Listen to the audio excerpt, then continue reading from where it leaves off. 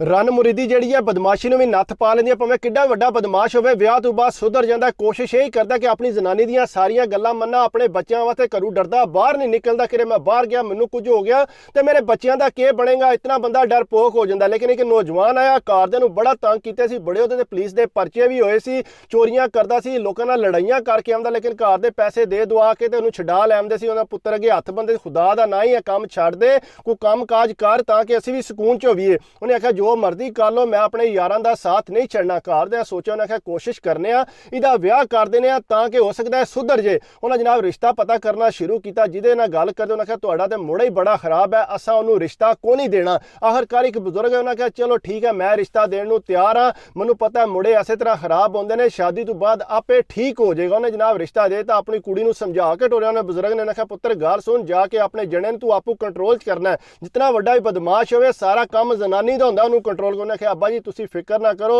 तुसीं देखियो मेरियां गल्लां किंज मन्नेगा। जनाब विआह के घर आ गई, 2 महीने गुजर गए, जनानी नूं 2-3 वारी उन्हें मारिया भी, जनानी दी कोई गल भी नहीं सुनदा। घर ते बड़े परेशान। उन्हें आख्या ये चंगा सा इहदा विआह कीता, उल्टा साडे वास्ते मसला बन गया, और छड़ के वड्डी भरजाई नूं मार जे, भरा नाल जिहड़ा बंदूक लैके सीधा हो गया। घर दे पुत्तर तू किहड़े काम। उन्हें आख्या सारी जिहड़ी शरारत है ना मेरी वड्डी भरजाई दी है, ये शैतानियां करदी है, मेरी जनानी नूं भड़कांदी है, मेरे वड्डे भरा नूं भड़कांदी है, इनू मैं जिंदा नहीं छड्डना। घर दे ढेर समझाया, हथ बने। उन्हें आख्या खुदा दा नहीं तू जो मर्जी पिया कर, लेकिन घर च इस तरह का काम ना करी।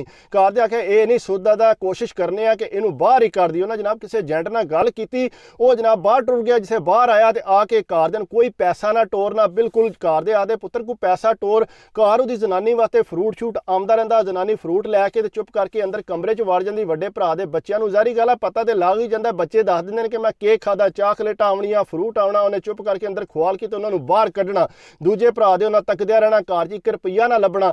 वो जनाब जवान नूं जिसे घर दे आख्या पुत्तर घर को पैसे टोरना, कि अम्मा कोई मेरे को पैसे नहीं है, जिसले पैसे होए मैं टोरांगा। अचानक उन्हें पता ना लगन दिता तो पाकिस्तान आ गया। पाकिस्तान आके अपनी जनानी नूं लैके टुरना फिरना शुरू करता। घरदिਆਂ कोई खर्चा आके भी ना दिता। उन्हें समझाया बहाल के, उन्हें आख्या पुत्तर सानू भी कोई पैसे दे, तू जनानी नूं लैके चक्करां ते चढ़े।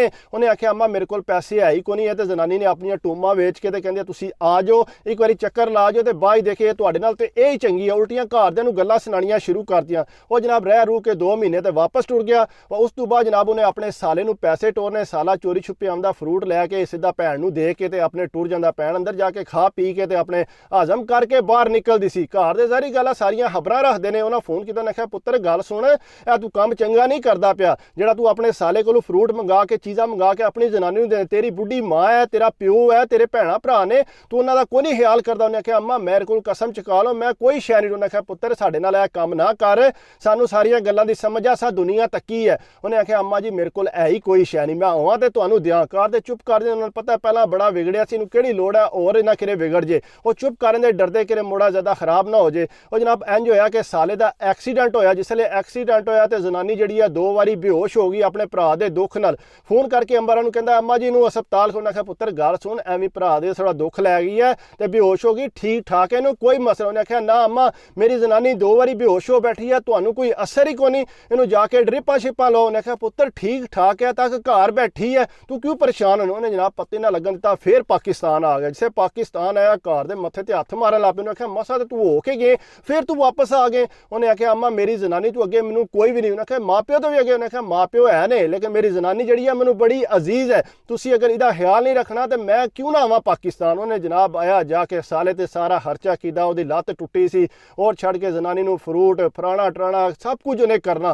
घरदिਆਂ ने आख्या उन्हें पुत्तर गल सुन, तेरे वड्डा भरा है वो रोंदा पिटदा है, वो तेरे तू पहलां आखदा सी कि मैनूं अम्मा बाहर टोरो, लेकिन मैं उहनूं बाहर नहीं टोरिया। पहलां तेरा मैं सोचा कि मेरा पुत्तर जिहड़ा ये जाए बाहर, किरे ना हत्थों किसी दे हत्थों जाया हो जे। उन्हें आख्या अम्मा तो इनू टोर लेना सी ना, तो मैनू टोरन की किहड़ी लोड़ सी, हुण ते मैं टुर गया ना। उन्हें आख्या गल सुन, टुर ते तू गए, लेकिन घर अपने भरा दा भी ख्याल रख, अपने माँ प्यो दा ख्याल रख। उन्हें आख्या अम्मा गल सुन, तुसीं मैनूं समझदे हो बदनीता, इस वास्ते मैं हुण अपनी जनानी नूं इत्थे नहीं रखना, बल्कि यह है कि मेरी वड्डी भरजाई जिहड़ी है नुकसान पहुंचाए मेरी जनानी नूं, मेरे बच्चों नूं उल्टे इल्जाम लांदी है। हालांकि वो बिल्कुल सच कहंदी सी। उन्हें आख्या मैं जिहड़ा इन्हां नूं छड्डण लगा, इन्हां दे घर उत्थे माँ प्यो दे आपे उत्थे ही रहणगे, जिसले मैं अपने मकान बनांगा तो इन्हां नूं उत्थे शिफ्ट करांगा। घर दे बड़े रोए पिटे। उन्हें आख्या पुत्तर इत्थे ही रहण दे, तू सानूं भी कोई पैसे टोरिया कर। उन्हें आख्या ना अम्मा मैं हुण इतबार नहीं कर सकदा, तुहानूं खर्चा मर्चा टोरा करांगा। उन्हें जनाब जनानी नूं लिया, उहदी अम्मा दे घर छड्डिया, उन्हां नूं पैसे शैसे दित्ते, उन्हां नूं कमरा लैके उत्थे रहण लग पे। उत्थे जगह लैके जनाब उन्हें आख्या मैं मकान बनाना। मकान ਬਣਾਉਣੇ ਉਹਨੇ ਸ਼ੁਰੂ ਕਰਤੇ।